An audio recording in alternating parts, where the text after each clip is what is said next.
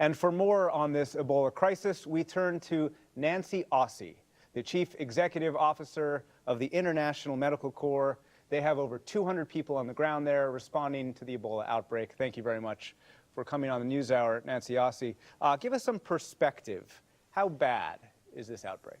Well, it's bad because there's a tremendous amount of violence in the eastern Congo, and as a result of that, we're not able to do all the things that we need to do to contain the outbreak. For instance, when you have a lot of violence, you have a lot of people that are displaced from their homes and who lose track of people in their family. And also, when people are on the move, it is hard to reach them with education efforts. It's harder to do contact tracing. That is, if somebody does present with Ebola symptoms, we want to go back and find all the people that they came into contact with.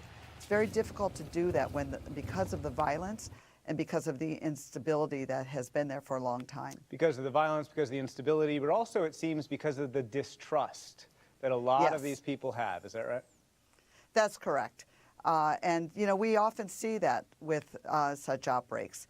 There's a lot of education that has to be done in the community so that they understand what is needed to overcome the outbreak and so that they trust healthcare workers who just want to help them.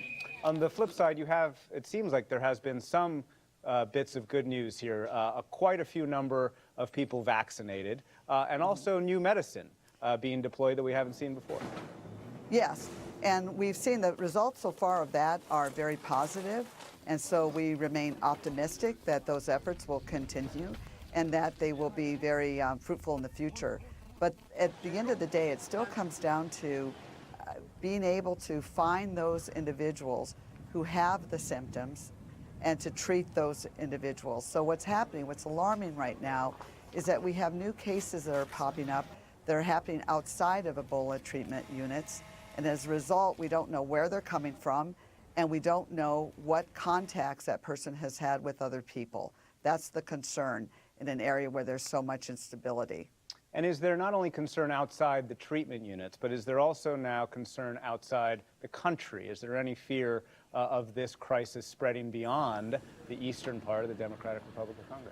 Well, certainly, any time you have an Ebola outbreak, you're always worried about it getting into dense cities or urban areas of that particular country, and certainly very concerned about it crossing over into borders. And very quickly, in the time we have left, we've heard the UN basically say that this is going to be an outbreak for at least another 6 months, that possibly it could get worse before it could get better. Is that your fear?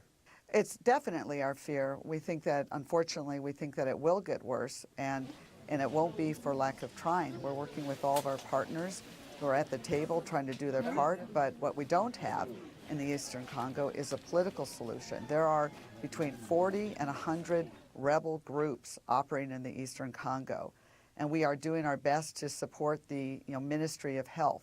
But because of the fighting, we have a tremendous concern and fear that things will get worse. Nancy Aossey with the International Medical Corps, thank you very much. Thank you.